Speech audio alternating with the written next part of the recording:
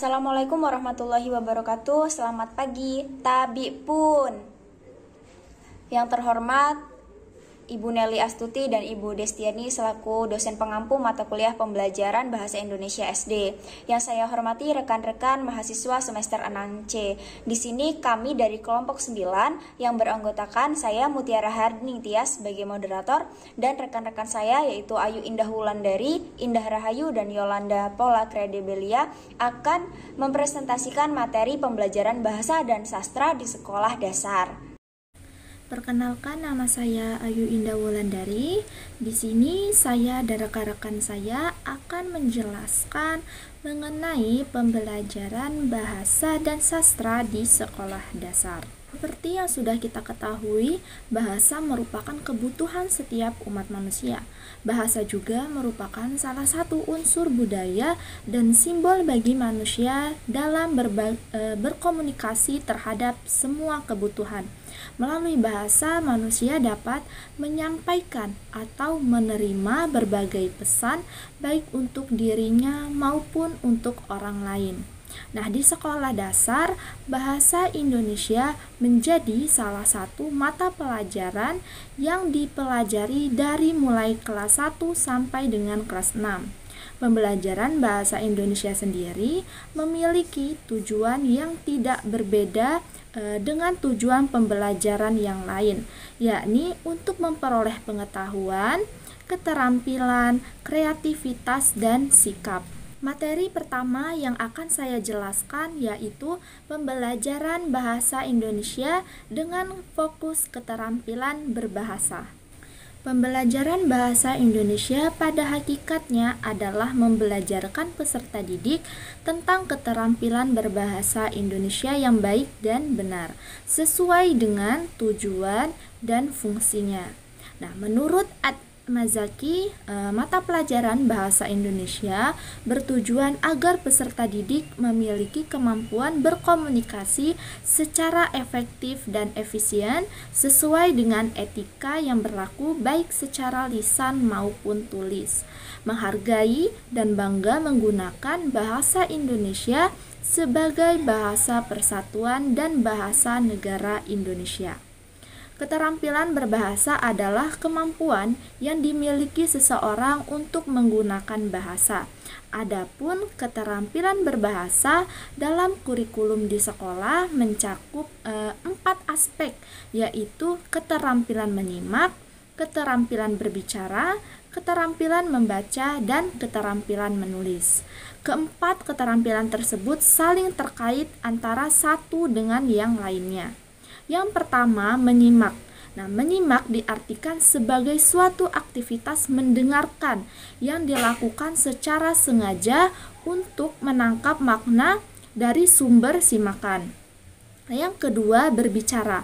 Nah, menurut Tarigan pada tahun 2008, berbicara adalah kemampuan mengucapkan bunyi-bunyi, artikulasi atau kata-kata untuk mengekspresikan, menyatakan, serta menyampaikan pikiran, gagasan, dan perasaan. Nah, hal ini menjelaskan bahwa berbicara tidak hanya sekedar mengucapkan kata-kata saja, tetapi menekankan pada penyampaian gagasan yang disusun dan dikembangkan sesuai dengan kebutuhan penyimak atau penerima informasi. Yang ketiga, membaca.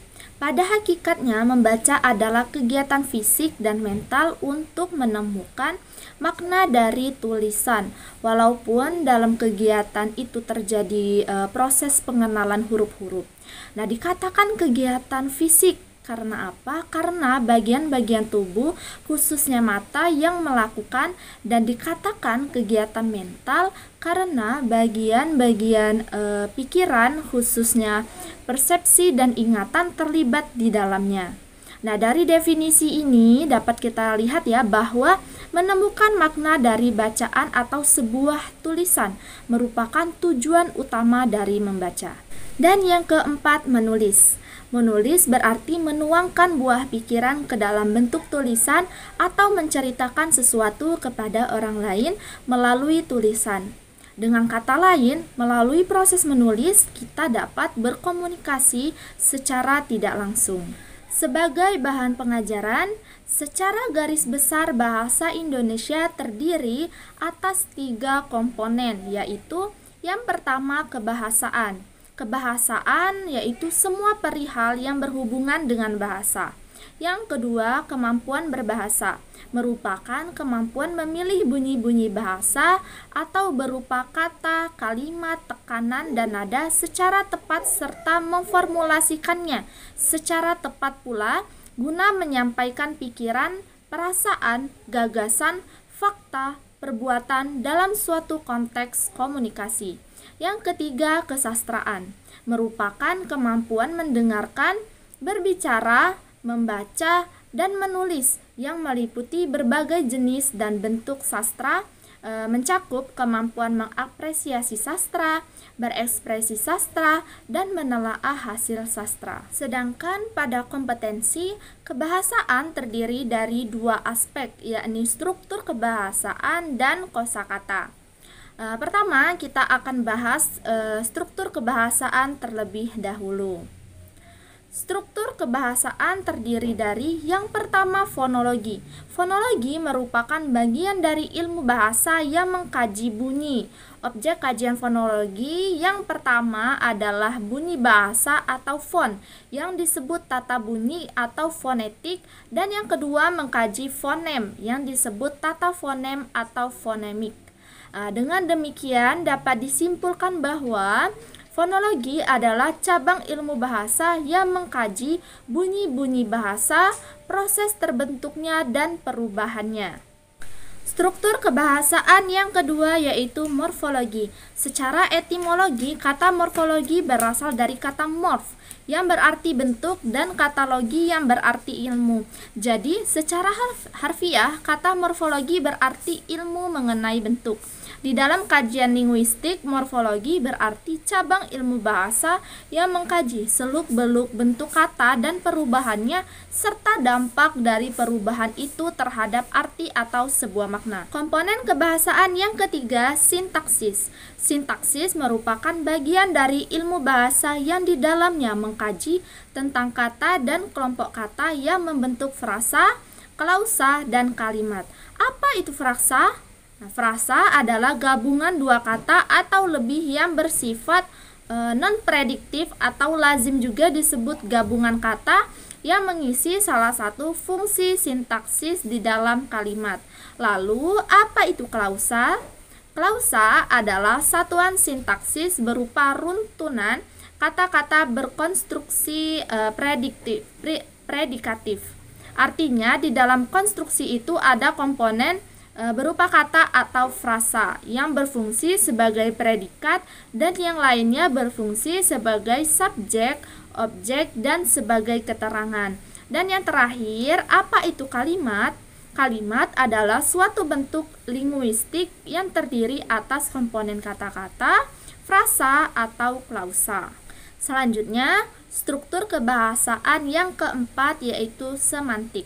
Semantik merupakan bidang keilmuan linguistik yang membahas tentang makna ungkapan bahasa atau makna dari hubungan antar kata yang membentuk frasa, klausa, kalimat, maupun wacana.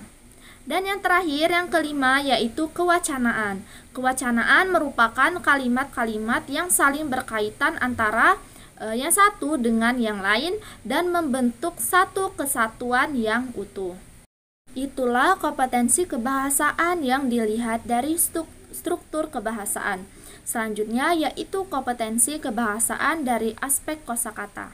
Penguasaan kosakata dapat dibedakan ke dalam penguasaan yang bersifat reseptif dan produktif, yaitu kemampuan untuk memahami dan mempergunakan kosakata. Kemampuan memahami kosakata terlihat dalam kegiatan membaca dan menyimak, sedangkan kemampuan mempergunakan kosakata tampak dalam kegiatan menulis dan berbicara. Perkenalkan, nama saya Indah Rahayu. Di sini saya akan melanjutkan materi mengenai kosakata. Kemampuan berbahasa terdiri dari 4 aspek. Yang pertama yaitu kemampuan mendengarkan atau kemampuan menyimak. yang kedua yaitu kemampuan membaca, yang ketiga yaitu kemampuan berbicara, dan yang keempat adalah kemampuan menulis. Artinya, keempat kemampuan tersebut tidak dapat dipisah-pisahkan. Contohnya, pada waktu siswa mendengarkan keterangan guru, ada kegiatan mendengarkan dari kegiatan berbicara gurunya, kemudian mencatat apa yang dianggap penting. Terdapat kegiatan menulis. Jika siswa itu bertanya tentang apa yang belum dipahaminya, terdapat kegiatan berbicara, kemudian dijawab oleh gurunya, ada kegiatan mendengarkan. Jadi, dalam berkomunikasi, keempat keterampilan itu saling bergantian kehadirannya. Tidak mungkin hanya hadir satu keterampilan saja. Materi yang selanjutnya yaitu pendekatan pembelajaran bahasa. Pembelajaran bahasa pada hakikatnya adalah proses untuk mencapai 4 kompetensi komunikatif. Menurut Oxford, keempat kompetensi komunikatif tersebut adalah sebagai berikut. Yang pertama yaitu kompetensi gramatikal, yaitu penguasaan tanda-tanda bahasa, termasuk kosakata, tata bahasa, pelafalan, ejaan, dan pembentukan kata. Yang kedua yaitu kompetensi sosiolinguistis, yaitu kemampuan menggunakan ujaran dalam konteks sosial yang bervariasi, termasuk di dalamnya adalah pengetahuan mengenai pertuturan seperti membujuk, meminta maaf, atau menjelaskan. Yang ketiga yaitu kompetensi wacana, yaitu kemampuan untuk menggabungkan gagasan-gagasan untuk mencapai kesatuan dan kepaduan pikiran dalam satuan bahasa di atas kalimat. Dan yang terakhir yaitu kompetensi strategis, yaitu kemampuan menggunakan strategi untuk mengatasi keterbatasan pengetahuan bahasa. Oleh karena itu, pembelajaran bahasa Indonesia sebagai bahasa nasional atau bahasa kedua diarahkan untuk meningkatkan kemampuan siswa dalam berkomunikasi dengan bahasa Indonesia, baik secara lisan maupun tertulis. Kemampuan menggunakan bahasa dalam komunikasi merupakan tujuan yang harus dicapai dalam pembelajaran bahasa. Untuk mencapai tujuan itu, diperlukan pendekatan dalam pembelajaran yang sesuai dengan perkembangan anak. Pendekatan-pendekatan tersebut adalah yang pertama yaitu pendekatan tujuan. Dengan adanya tujuan yang telah ditetapkan, akan mudah menentukan metode dan teknik apa yang digunakan dalam pembelajaran dan akan tercapai apa yang ditetapkan. Jadi, menurut pendekatan ini, proses belajar mengajar harus dapat menentukan terlebih dahulu tujuan yang akan dicapai dan bagaimana cara untuk mencapai tujuan tersebut. Yang kedua yaitu pendekatan struktural.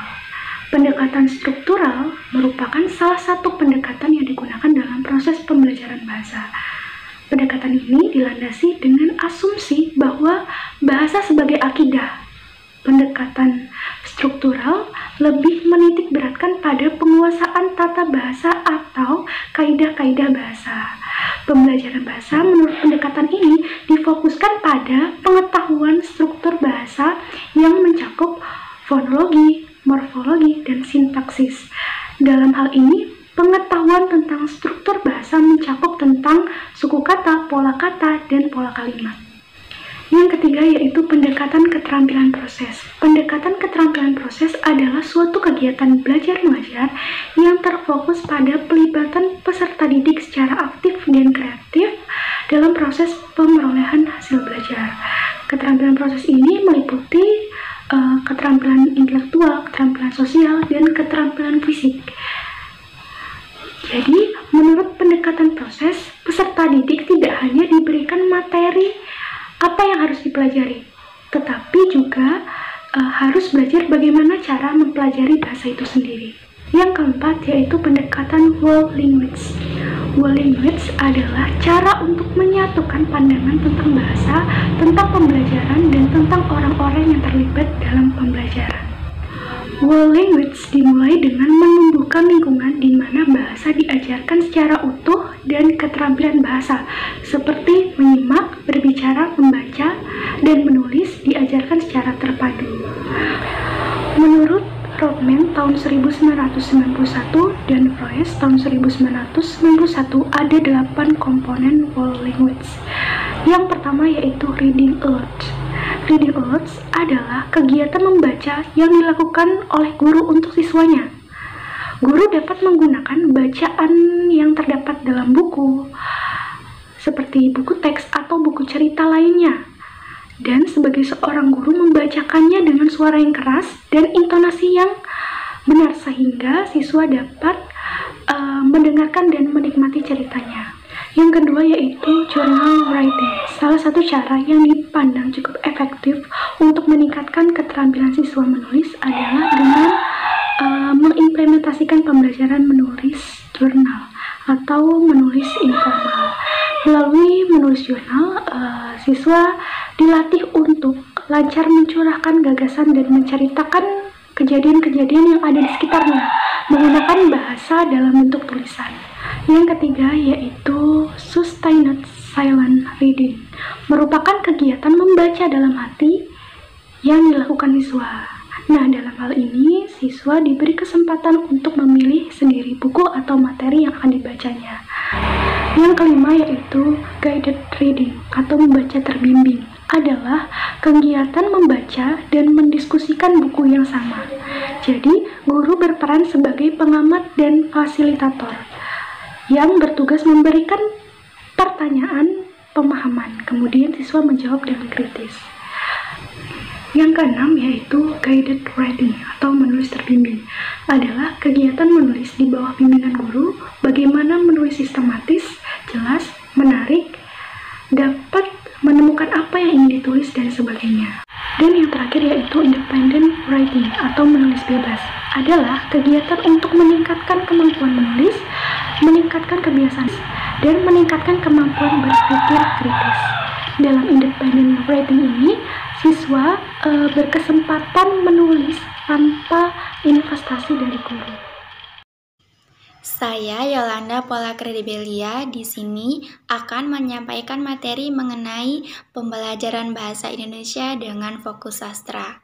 Selain difokuskan pada keterampilan berbahasa, pembelajaran bahasa Indonesia dapat pula difokuskan pada sastra, tetapi tetap diintegrasikan dengan kompetensi dasar yang lainnya.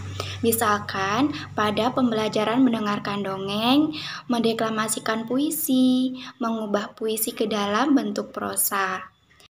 Selanjutnya, pada pembelajaran yang akan dilaksanakan difokuskan pada sastra, maka materi yang dipilih pun adalah memperkenalkan karya sastra. Dan semua kegiatan tersebut difokuskan untuk mengapresiasi sastra lewat pembacaan puisi, mendengarkan cerita rakyat, atau yang lainnya yang disesuaikan dengan tingkat kelas siswa. Misalnya seperti anak-anak disuruh mendengarkan puisi ataupun cerpen, kemudian mereka diminta untuk menuliskan kembali isi puisi atau cerpen tersebut dengan menggunakan bahasa mereka sendiri.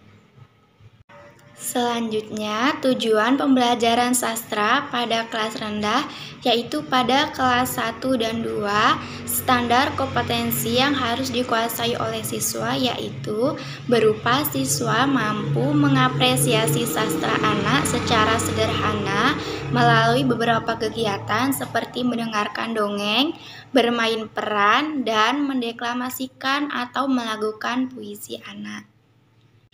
Tujuan pembelajaran sastra atau hasil belajar sastra yang akan dicapai oleh siswa kelas rendah, kelas 1 dan 2 yaitu meliputi 1. Pembelajaran sastra terpadu dengan mendengarkan pada kelas 1 dan 2. Kemudian, pembelajaran sastra yang terpadu dengan pembelajaran berbicara pada kelas 1 dan 2. Kemudian yang ketiga, pembelajaran sastra terpadu dengan pembelajaran membaca pada kelas 1 dan 2. Setelah sebelumnya membahas tujuan pembelajaran sastra pada kelas rendah, sekarang yaitu pada kelas tinggi. Pada kelas 3, standar kompetensi yang ingin dicapai yaitu berupa siswa mampu mengekspresikan berbagai pikiran, gagasan, pendapat, dan perasaan melalui menulis karangan melalui pikiran sendiri, menyusun ringkasan bacaan berdasarkan rangkaian gambar seri, dan menuliskan petunjuk.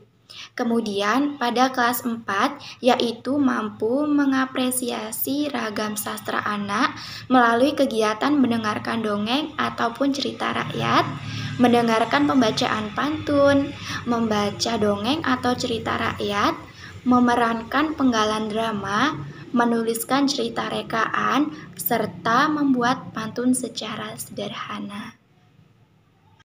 Selanjutnya pada kelas 5 yaitu siswa mampu mengapresiasi ragam sastra anak melalui kegiatan mendengarkan dan menanggapi cerita rakyat, mendengarkan dan menanggapi cerita pendek, menulis prosa sederhana, memerankan drama anak tanpa teks, dan menuliskan puisi secara bebas. Selanjutnya pada kelas 6 yaitu mampu mengapresiasi ragam sastra anak melalui kegiatan membaca novel, bermain peran, memparafrasekan puisi, mendengarkan cerita rakyat, dan membacakan cerita rakyat yang masih populer.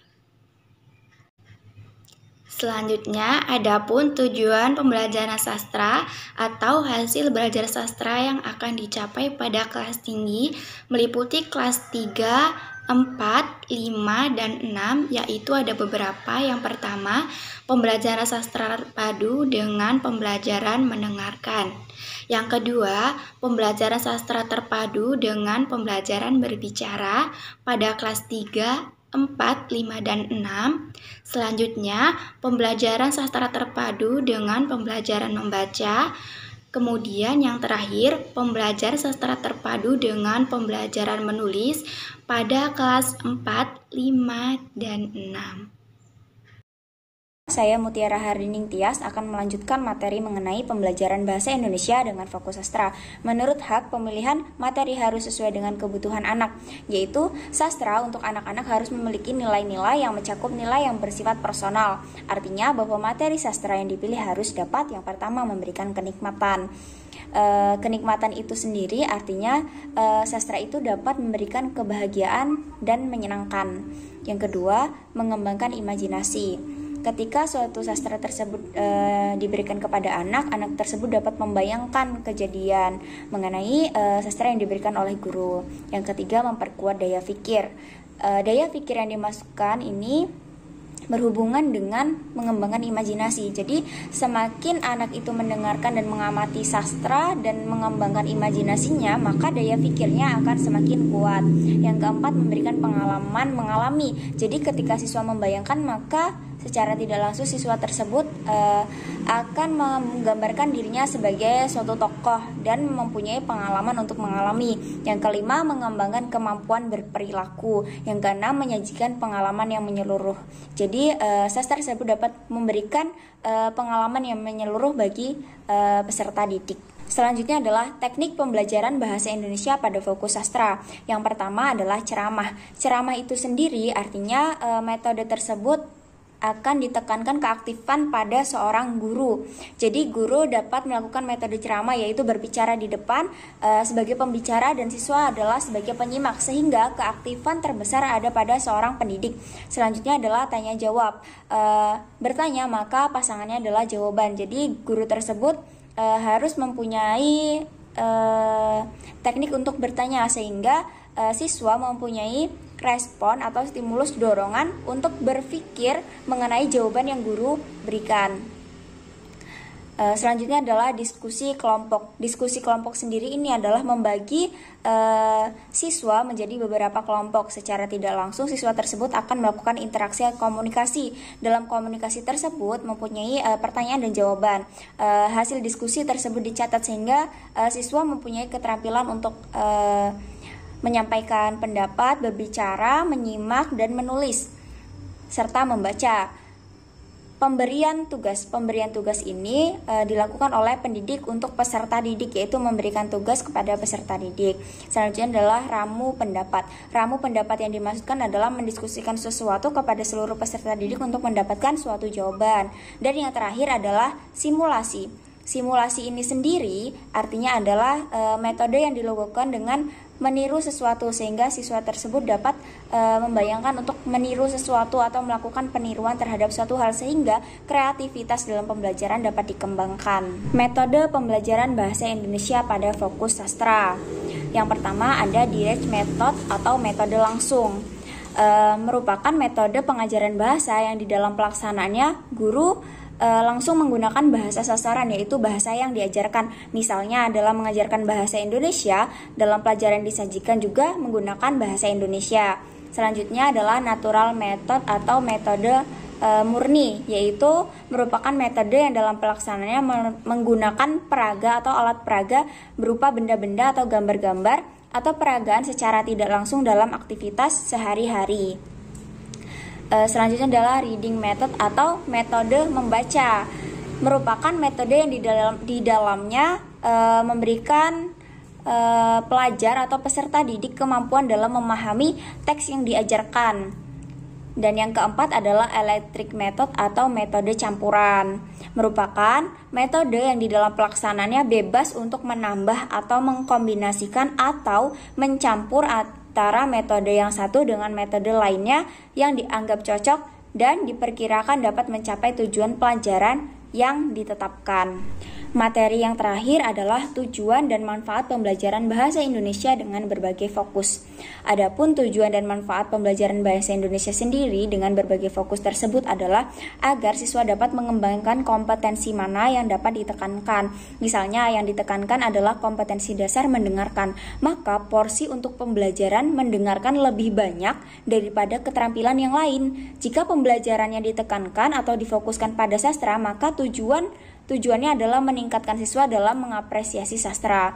Kalau dilihat dari segi guru, pembelajaran bahasa Indonesia dengan berbagai fokus ini bertujuan untuk memudahkan guru dalam membuat perencanaan pembelajaran di kelas. Sekian presentasi yang dapat kami sampaikan. Kami yakin bahwa materi tersebut dapat diterima dengan baik apabila teman-teman menyimak dalam penyampaian materi. Mohon maaf apabila ada tutur kata yang kurang berkenan atau materi yang kurang tepat dalam penyampaiannya. Terima kasih juga atas teman-teman yang sudah berpartisipasi.